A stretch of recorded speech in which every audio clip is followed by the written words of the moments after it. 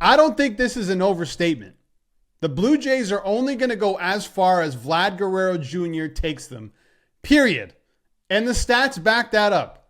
He has at least one RBI in every single postseason win. He almost has a home run in all of those wins. He had a home run last night. The guy went 4 for 4. Home run, 2 doubles, a base hit, a triple shy of the cycle. And he probably should have ran to third on that final double, but he didn't. He said he listened to his third base coach, or else we'd be talking about one of the all-time performances in ALCS history. The first 2 games, okay, not great. The guy went 1 for 7, but he woke up. He got that swagger back, and that just reverberates throughout the entire clubhouse. It really does. When he's on and he's got that swagger, the team plays better. You obviously need your depth pieces, your depth players to perform. They did. And it also helps when you have a starting pitcher who can go at least 6 innings. Shane Bieber, great performance. The best performance he's had in a Blue Jays uniform since coming over in the trade deadline. He went 6 innings. The first inning was kind of scary. Didn't look great last night for the Toronto Blue Jays. His first inning goes walk, home run, ground rule double, 2-zip early on for the Mariners at T-Mobile. That place was going bananas, and it just felt like it was the end for the Blue Jays. Like they've reached their peak at the end of that Yankee series, and they weren't going to get back there, but they did. And what Bieber said to the dugout after that first inning is unbelievable and takes some balls. This is the quote. He goes, "I came into the dugout and told the guys, pick me up. I've got good stuff tonight." And he said they definitely listened. Oh, they definitely did. Fantastic performance from Bieber. He retired 10 of the final 11 batters he faced and 17 of the 19. And he threw 88 pitches, and he looks in great shape to start Game 7 if the Jays can take it that far. Maybe they win it before that. I don't know. I'm not saying that they will. I think there's a lot left in the Seattle Mariners. And this is baseball, right? Momentum does not carry over from game to game, because if it did, the Mariners would be up 3-zip. That's just not the case. And so you can't look ahead to Game 4 and say, listen, the Jays were fantastic in Game 3. Of course they're going to win Game 4. It doesn't work that way in baseball. We just saw that. But it sets up an incredible game. It sets up the rest of the series to be a very memorable one and an exciting one to watch. And it starts tonight.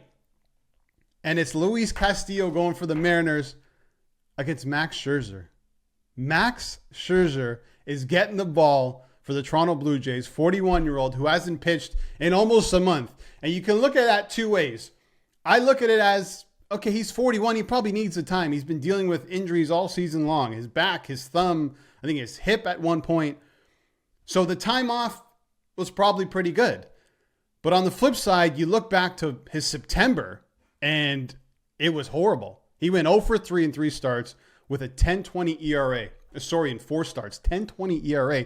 He struggled in most of those to get out of the first inning. I'll get to the keys to the game, but one of them is obviously Scherzer. How far can he go? How long is his leash? I think it's pretty short.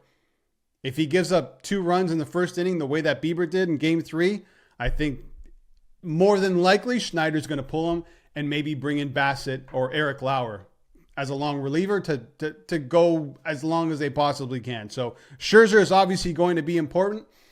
The guy's a stud. He's a Hall of Famer, 2-time World Series winner. The last time he pitched in the playoffs, 2023, I think it was Game 2 of the World Series for the Texas Rangers. So it's been a while since he's been there, but the guy, if there was someone who's made for these moments, it's Max Scherzer. He just hasn't showed that he's Mad Max, the Mad Max of old. If he can somehow put together what Yamamoto just did for the Dodgers and go a complete game, that's not going to happen, but that'd be a miracle.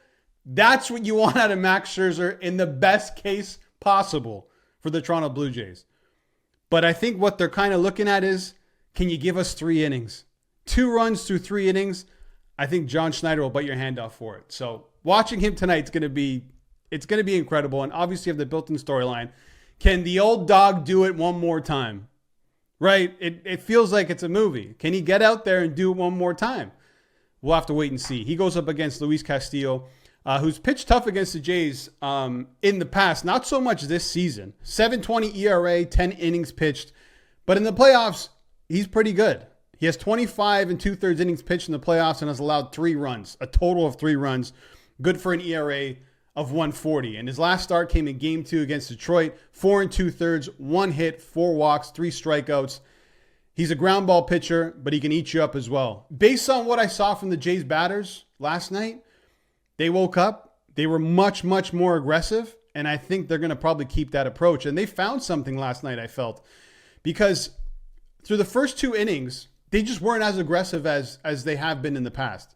They made an adjustment. They started swinging at the first pitch, being very aggressive on the first pitch. And I think that adjustment came in the third because you had, Ernie Clement would lead off double. Jimenez hits a home run. Lucas hits a single. Double for Vladdy and Varsho. And if you look at their numbers on the first pitch in the postseason, this postseason, batting average 429, home run 6, 12 extra base hits. 12 extra base hits if they go on the first pitch and they're super aggressive, which I think they will be against the Mariners. So it's an intriguing matchup. I expect Castillo to be good. I expect him to go at least 4 innings, I would think. 3, 4, maybe even 5 innings. It's just the guy on the other side you're going to have to question. When it comes to the Jays, you hear my thoughts on the game, like my keys to the game, and I said it already, it's the Jays pitching. Scherzer has a short leash. He can't do what Bieber did in the first inning because he'll be gone. But then you have Bassett or Lauer. Even if Max Scherzer can take you, if he can go 3 innings, I think you still see Chris Bassett or Eric Lauer. Because you don't want to go to that bullpen right away. It's not been very good. We saw what happened last night. Yariel Rodriguez comes in, he gives up 2 home runs like nothing. You don't want to see Rodriguez. You want to see Dominguez. You want to see Varland. You want to see Fluharty. And you want to see Jeff Hoffman. The longer it takes to get to any of those guys, the better it is for the Toronto Blue Jays. Defensively, they're strong, but the pitching needs to be much better. If Scherzer can give them at least 3, maybe, like I said, 2 earned runs through 3 innings, that's fantastic for a guy who has not been good recently. But maybe the time off is going to help him. And when it comes to the offense, here's another key to the game. Offense has got to be good. They have to do what they did last night, but Vladdy mostly needs to carry their weight, and the rest will follow. The Blue Jays are the 6th team in MLB history to score 50 runs in the first 7 games of a postseason. That's how good these bats can be. But it's only if Vladdy leads them. I feel like I'm beating that dead horse, but it's the truth. The team doesn't have that same energy around them if he's not playing his best baseball. So those 2 things, I think, for me, for the Blue Jays, are keys to victory here. And even if they hit those 2 things, you cannot count out the Seattle Mariners. Cal Raleigh hit a home run. Julio Rodriguez hit a home run. Polanco's been having a great postseason.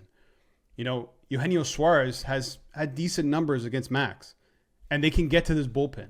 So if they get to Max early, they get to the bullpen early, this is the Mariners game.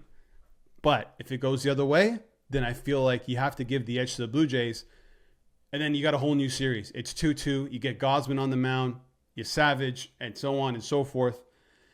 And maybe this thing goes 7. Maybe the Jays flip the script and win it. Or we see what the Mariners did in the first 2 games, and they replicate it in Game 4.